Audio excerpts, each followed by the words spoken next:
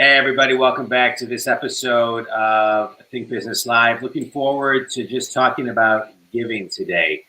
Recently, I was at an event, a virtual event because of COVID, an organization that I belong to called 100 Businesses Who Care. It was brought to Detroit by Amy Whipple with BDO and Carrie Schochet of Purple Squirrel Advisors. And the event is an amazing event. It is about 100 people show up. 3 people put their name in a hat to pitch a charity. Those 3 people get up and, in this case, virtually pitch their charity.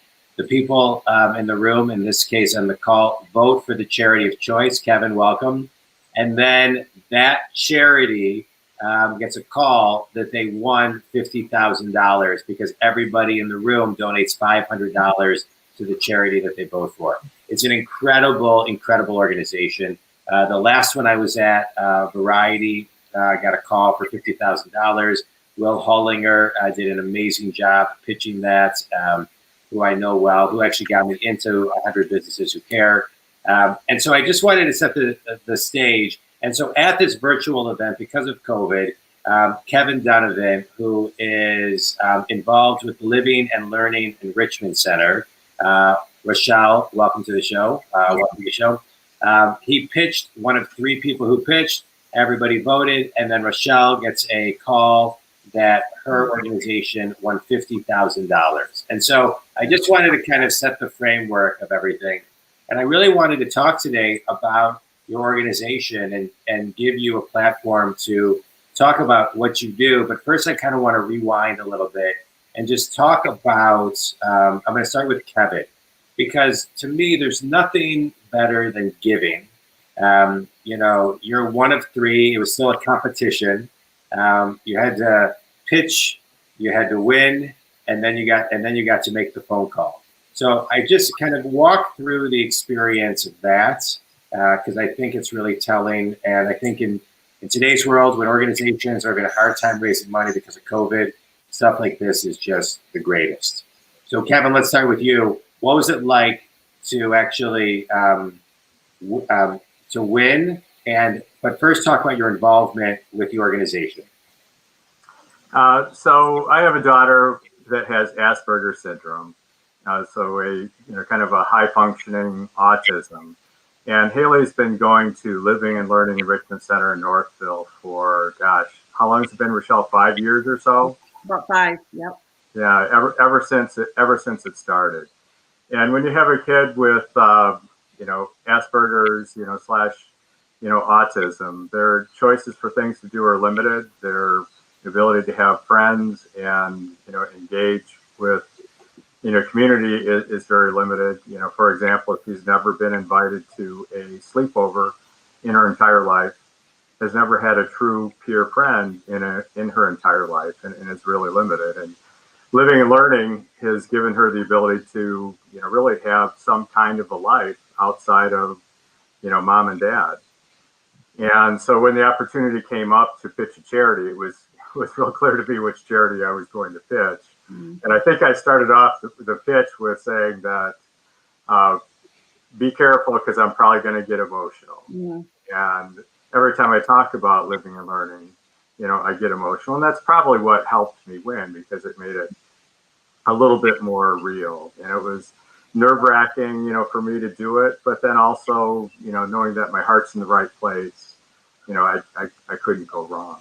And Rachelle is not one to talk about herself a lot, but part of the success of living and learning is Rachelle. The story is that she quit her full-time job of over 20 years, took money out of her retirement savings, sold her house so that she could start this business. And it started off purely as a business because there was no outside fundraising or charitable giving. The business was funded entirely by Rachelle's own money and programming fees, paid by, parents and family like myself. And, where to go from there? I mean, at the end of the pitch, there's a little bit of Q&A, and it was very emotional for me. and just really super happy that the voting came through and I won. I guess the other thing I'd want to say, this is a little bit different, because this is done virtually versus live. Normally, you put your name in a hat or business card in a hat, and if your name is drawn, you have like literally 5 seconds to get out of your seat, walk up on stage, and make your pitch. This time there was a little bit of time to prepare. I think I got 2 days notice. Mm-hmm.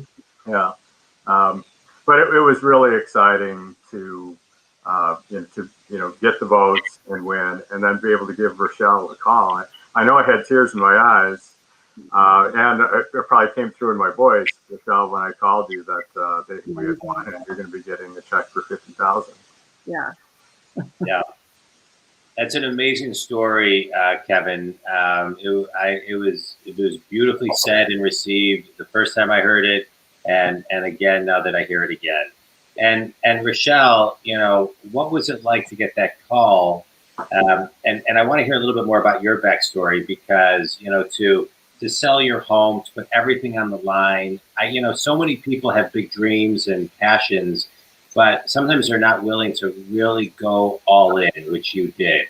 But let's first start what it was like to get that call, and then expand on the story a little bit. Yeah. Okay. So I knew he'd get it. A couple days before he told me they picked him. I knew it was done. I heard him speak before, and so I wasn't surprised. So when he called me, I think it was 9 o'clock. I was still sleeping, and he was picked him. And I knew he was going to tell me. And I said, yeah. And he said, I did it. We got it. And I just called Carolyn, and I'm telling you now, I did it. So, yeah, I was so happy. And especially right now with COVID, things are tight. So it was really welcoming. Amazing. Yeah. It's amazing. And what will you do with the money? How helpful was it, especially during this this time where for organizations, and I've had many on the show, are having a very difficult time raising money right now? Mm-hmm. Well, so right before COVID happened, 2 months before, we moved into a much bigger piece of property. We moved our business to it. So, and then COVID happened. So it's been, oh my gosh, we got this. It was wonderful. And then COVID happened. And so everything kind of stopped. So our plans are, what we're going to do with the money is we have to make everything accessible for every type of handicap. So whether it's wheelchairs or people that have hearing impairments, or every piece of this. So that's what the money's going to go for. It's beautiful. That's beautiful. And we're going to talk to Amy and Carrie in a minute, but tell a little bit about the story about just going all in with following your passion and your dream, right? The organization, which started as a business, now sounds like it's more of an organization, Living and Learning Enrichment Center. So what was it like when you just decided to do this and didn't take no for an answer on any level? Yeah, so I was a special ed teacher for 20 years. Kevin was saying that, and then my youngest son was diagnosed with Asperger's syndrome, which everything is autism now. But at the time, I had a master's degree in psychology and a special ed degree, but I'd never heard the word Asperger's. So I was, just dumbfounded when this diagnosis was placed on him. So what I decided to do was I went back to school. I got a second master's in autism so I could understand everything there was about it and advocate for him. So, I'm working this full-time job. I've got these boys, and I'm just plucking away at these classes. And then when I got the degree, I started running social skill groups. And so for people that have a child with autism, they'll understand that word, but anyone else might not. One of the biggest things our kids have an issue with is understanding sarcasm or understanding innuendos or being too literal. And it really impedes them with friendships and getting jobs. And the other thing about our kids is they're the population that they look fine. So it's like this invisible disability.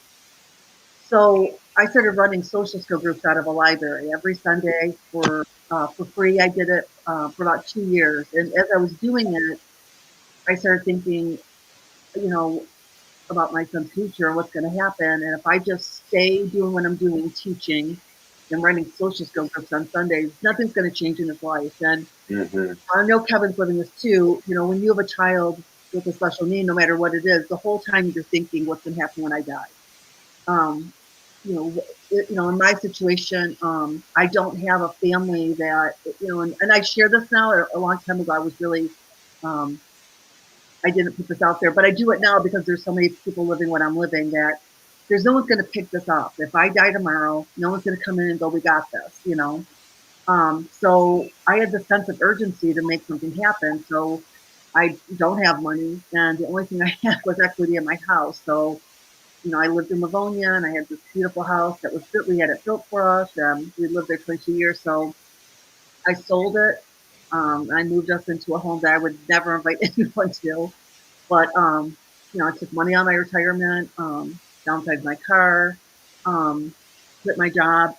But by doing that, I was able to open up this little center. And this is actually where Kevin's wife, Carolyn, found us. We were just in this little storefront downtown Northville, and we started with one program, a Friday night hangout. I wanted a place where these young adults could come and, feel really good about themselves. And I didn't want it to be in a YMCA basement somewhere. I wanted it to be a really cool and hip place. And it just kind of grew from there. And then we started doing job skills. And now where we're at, I keep saying it's the Holy Grail because across the street are apartments. And so this is how we see being able to help people live independently. Yeah, that's a beautiful story. I appreciate you sharing it. And, thank you for, doing what you did to help not only your own family, but really so many others. The ripple effect that has is so huge. And so thank you for doing that. And it's and Amy and Carrie, I want to talk to you. Bringing 100 businesses who care, really with the backbone of just helping people and being there to, in a way, give anonymously, and in a way, just hit people's hearts. So Amy, I'll start with you. Just kind of talk about the organization as a whole. Sure. I know I had never heard of it, and then Will Hollinger introduced me to it, and it really is a beautiful organization that seems to have grown all through kind of just grassroots. No, yeah, thank you so much, John. And I always say that, people like us that are bringing together the people to make the impact, that's the easy part. It's people like Rachelle, who have made major sacrifices for her child and other children. That's where the hard work really comes in. Mm-hmm. But I'll give a little bit of background. So 100 Women Who Care is kind of been a grassroots movement that was started in Michigan, actually, a number of years ago, over 10 years ago. And basically, it's bringing together people, women, on a quarterly basis to, basically crowdfund your donations and make an impact. And so I had been a co-founder of a group in Rochester Hills, Michigan, for the women population. And Carrie and I, really discovered that people in the business community wanted to be involved and wanted to make an impact. And so for the first time, Carrie and I, along with some other co-founders, replicated the giving model for the business community. And so it took some time. We had to put it all together. It took about a year and a half to actually formulate and figure out what the process would be, how we would do it, making sure that, we brought together people that would lend some credibility to what we were trying to do. But we knew we could get it off the ground with a little bit of grit and hard work. And that's what happened. So about 2.5 years ago, we launched, and we've got close to 100 members. And we bring together business owners and executives of all types and sizes of businesses. We have, family-owned businesses, privately held businesses, public company businesses. Really, that's what's appealing, is that, a business of any type of size can become involved and make an impact. And we basically come together and we bring like-minded people together to make an impact, to educate our community about other organizations that are out there, and just to really fuel the organizations like what Rachelle is running. Yeah, it's beautiful. Carrie, and I'll let you add anything as far as the impact as far as, what you've seen maybe with all the people who are there, the energy of the room, the companies that are represented, the nonprofits that are impacted. I mean, can you talk a little bit on that level? Absolutely. Yeah, no, it's just been amazing to be a part of this group. One of the benefits is just getting to connect with other like-minded people in the community. And, like we've met some just wonderful people through this. And, Paul Glantz is a great example of somebody who's really kind of out of the gate said, what can I do to help? And, lent his facilities and supported, some of our early meetings. And there's many, many others, like that, just people that we've met in the community where it's like, wow, like this is so inspiring. But I mean, there's many times where there's not a dry eye in the room, when some of these pitches happen or when somebody comes back and talks about the impact of the donation. So a couple of years ago, we donated money to an organization called Building Bridges, and they had it's an organization that provides scholarships for students in Pontiac. And one of their students came back and said, because you did this, I know you believe in me. And she just felt like it was a statement that all these strangers cared about her. Yeah. I mean, it made me well up just thinking about it. It was like a really amazing moment. And we have those moments every time we meet. Yeah. I know I was, my eyes were tearing up when Kevin gave his pitch. And, there's so many great organizations out there.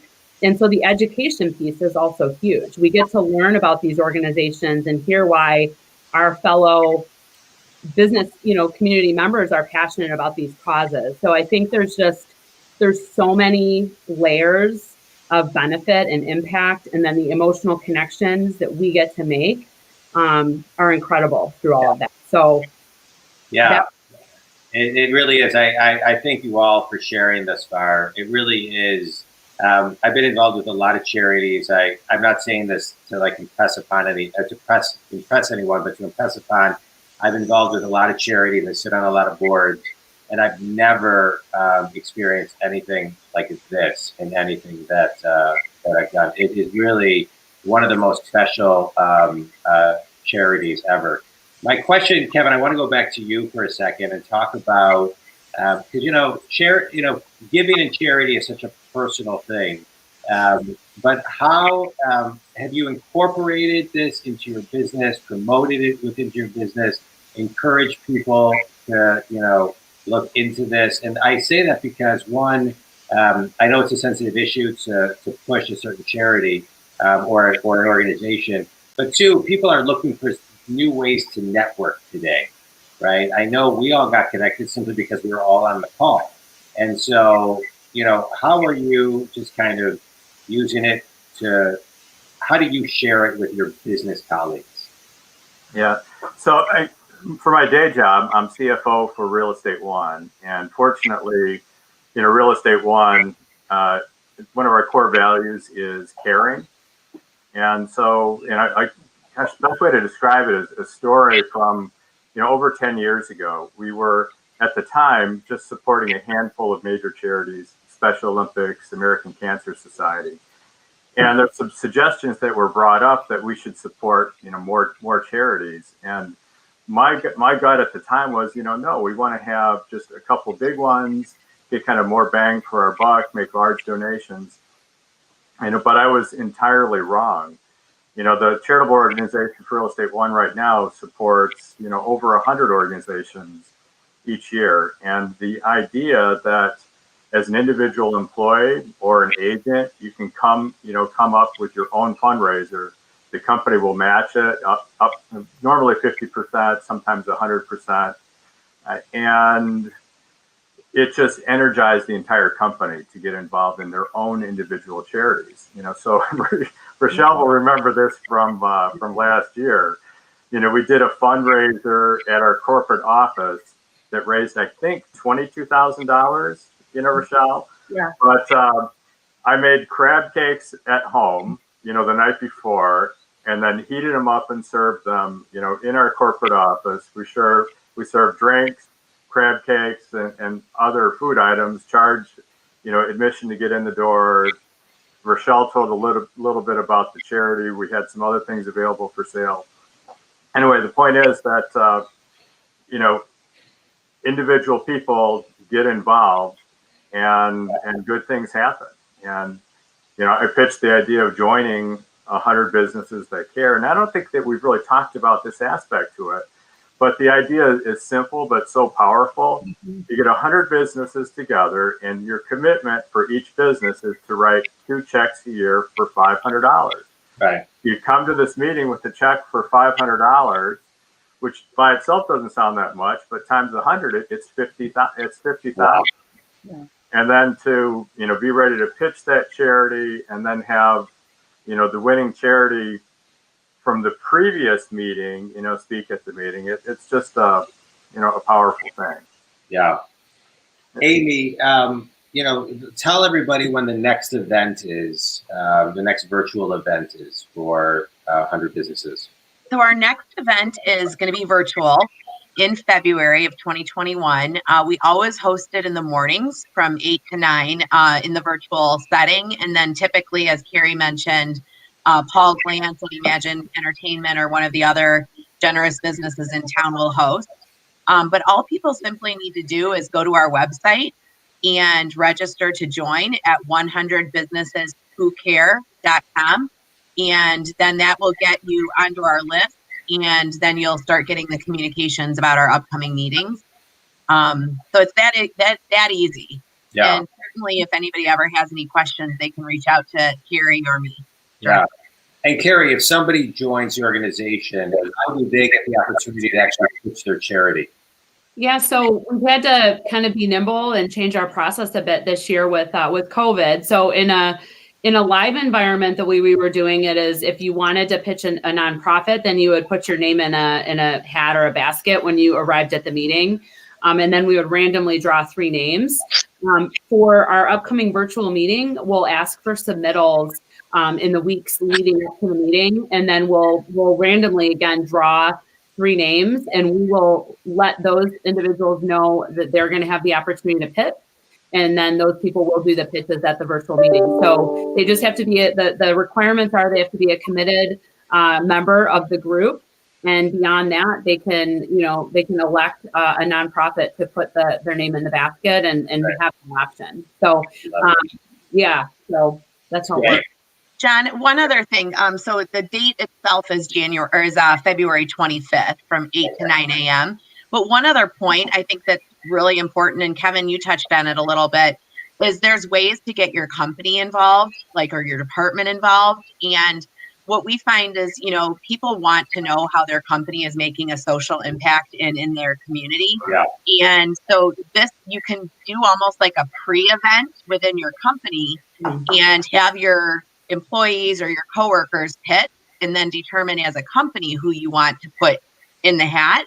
And I think it's super important because you get to learn about what's important to your employees, Right. and you give them a voice. And I think that's an element of 100 Businesses Who Care that's pretty special. Yeah, and I think it's important to note that to the younger generations today, when they go to an interview, they're interviewing the company to say, what is your social impact? Right. And you can lose really good talent if your company is not socially aware.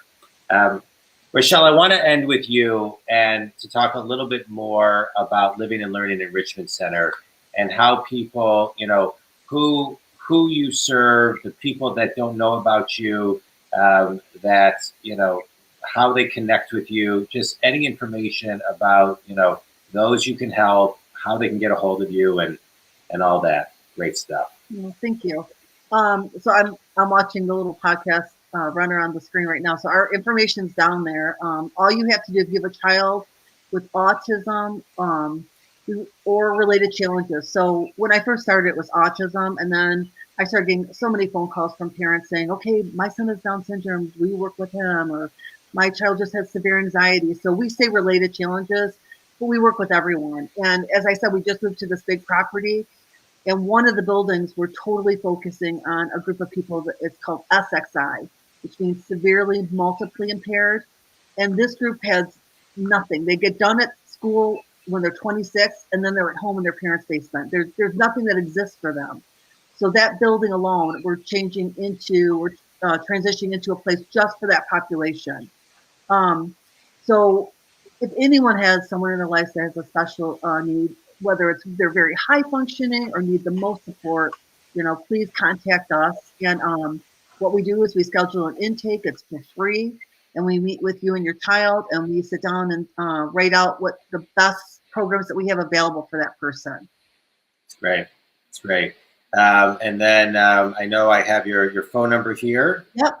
Yeah. You want to kind of 248-308-3592. Yep. And then do you have an email? Yes. It's livingandlearningcenter.org. Okay. Great. All right, good. Well, hey, I appreciate everybody taking time on a Monday night to share your stories. Kevin, thank you for preparing and spending time to pitch your story about living and learning and how it affected you.